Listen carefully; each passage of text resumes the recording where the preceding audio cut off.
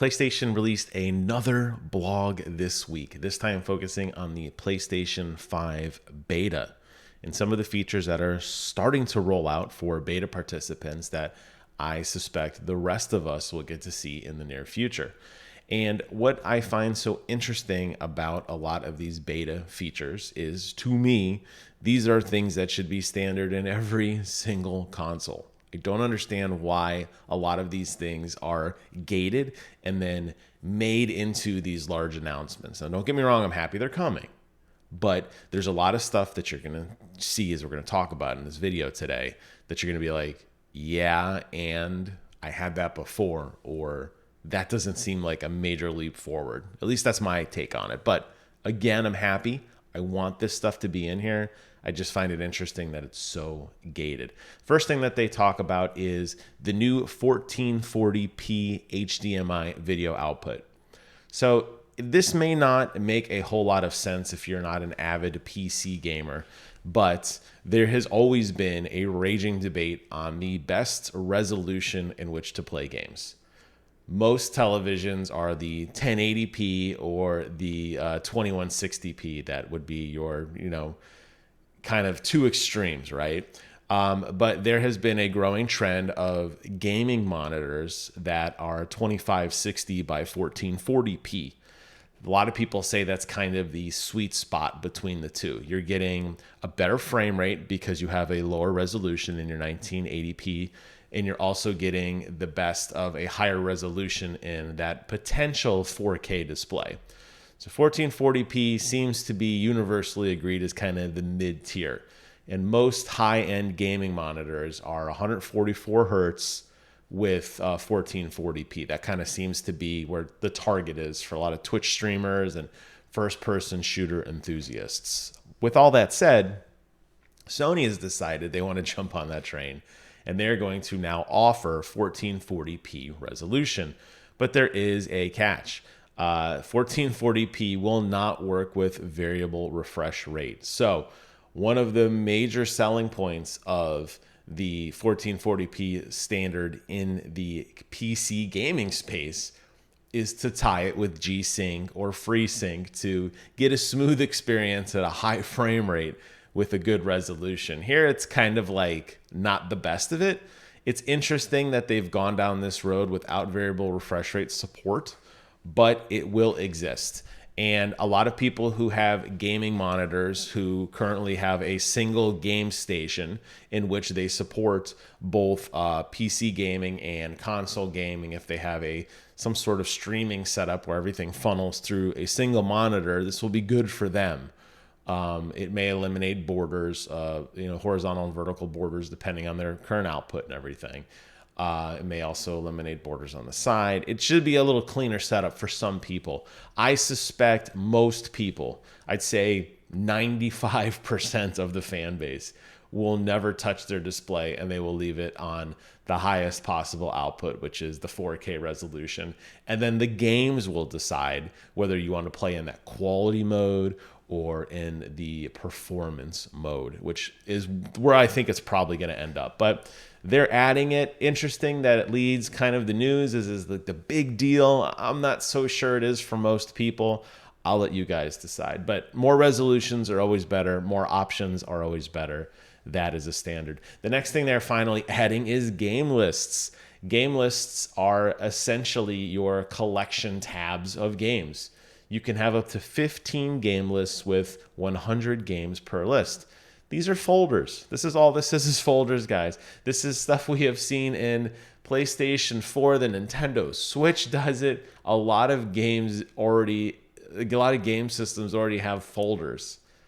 Interestingly enough, this is a big selling point that game lists are coming. So you can create a folder. Here are the examples of your games that you're currently playing, or game lists that are your favorite action games.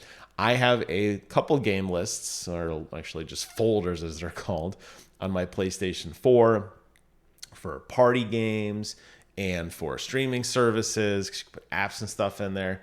This is a very, very basic concept. Again, something that I feel Sony needs to, I guess, get hyped about. I don't know. The one that's probably the most interesting and one that may continue to drive the 3D audio hype train, which is something that I continue to be an advocate for, of at least experimenting with 3D audio. You may ultimately choose to disable it for certain games, as I have, but this is something as a wannabe audiophile that I'm continuously fascinated by, which is the Tempest 3D engine that Sony hyped up so extensively at the debut of the PlayStation 5. You will now be able to, in a single screen, compare audio between stereo and 3D audio. This is important when, okay, the best example I could give is when you go to an eye doctor. And if you are blessed with good eyesight, I'm very envious of you. I've been wearing glasses since I was 6 years old, and I'm 40. So a lot of glasses wearing for this old guy. But you would always go to the eye doctor and they would show you the eye chart and they would say 1 or 2, 3 or 4. And they would toggle very quickly on the eye chart between two lenses. That is the kind of experience I think Sony is trying to get, obviously not to get fitted for glasses, but to be able to quickly check between two audio settings is I think that's something useful. It doesn't seem like a big deal on the surface. I suspect a lot of people probably don't even turn on 3D audio, may not even know about it because it's buried in the audio settings, and most people are more focused on some of the resolution stuff up here, making sure that they're on the right video output, and if they have 120 hertz on their TV or things like that. I feel like audio has always taken a back seat to the experience. So it's nice to see that they're continuing to push this. I think when you look at this coupled with what they've done with the Pulse 3D headphones, with a lot of the equalization options that are now currently available, I feel like people can begin to understand and calibrate audio specific to their ear. And I think you're going to find you have a much better experience doing that. I know I do. Audio is something I'm absolutely fascinated by.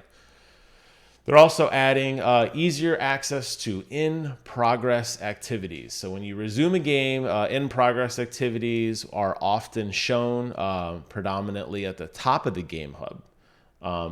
So this is going to now basically pop up and tell you what the next achievement you should be working for, or what the next closest objective could be for you. This is a continued implementation of the PlayStation card system, which honestly, I don't think a lot of people use. I didn't think they would. I remember when it came out, I was kind of meh on it, and I kind of remain that way. But for people who are jumping in and out of games and maybe wondering what they're supposed to do next, I guess this would be a good solution for them. There's some new social media features, including requesting a share screen. You can now request party members to start sharing their screen to watch your gameplay. So when you log into your PlayStation and you're like, hey, do you want to play a game? Nope. What I want to do is watch you play a game. So now you can bombard your friends with demanding to see what they see via the request share screen. Additionally, they are going to do a little bit of tweaking on the joinable game notification. When you join a party and a party member is playing a game you can join, it will pop up instantly. Here you can see Danny is one of the last people in the universe playing Destruction All-Stars, and our buddy here is going to jump in and play with them. So that's cool. The interesting thing, though, is that, Sony is continuing to try to push ways to communicate and to socialize and to play together. So this doesn't seem like a very major announcement, and it may or may not be, but they want to funnel people into similar experiences. They want to advertise.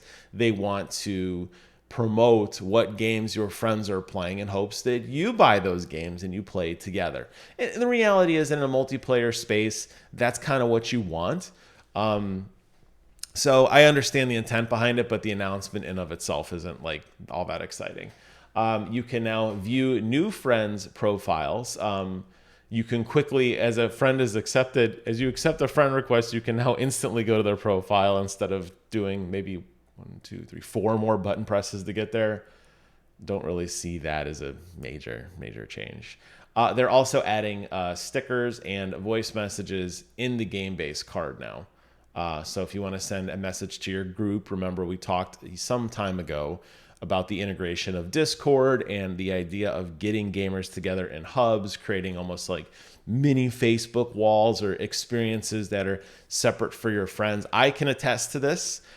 We have a private Slack server with a group of my friends, and I check that more often than Facebook. I love just seeing what my friends are up to, posting pictures and memes and just goofy jokes and stuff like that. This is Sony continuing to implement that now with the inclusion of voice messages and stickers. So there you have it. I would say it's a healthy list of things, as I said at the beginning of this video, a healthy list of stuff for the PlayStation 5 that, probably should have existed before. I guess we're glad it's coming now. I am most intrigued by the 1440p stuff, not because I plan on using it. I'm just curious if people ultimately like the experience that they're seeing. But there you have it, a full list of everything that's coming very soon to beta testers. If the history of beta testing serves us well, this will probably roll out early next year for the general public. I will post a link to the PlayStation blog in the description below. So if you missed anything or want to reread it for yourself while you're down there subscribing to the channel, go ahead and check it out. That's it for today's video. Thank you all so much for watching. Take care of yourselves. And until next time, I will see you guys on the other side.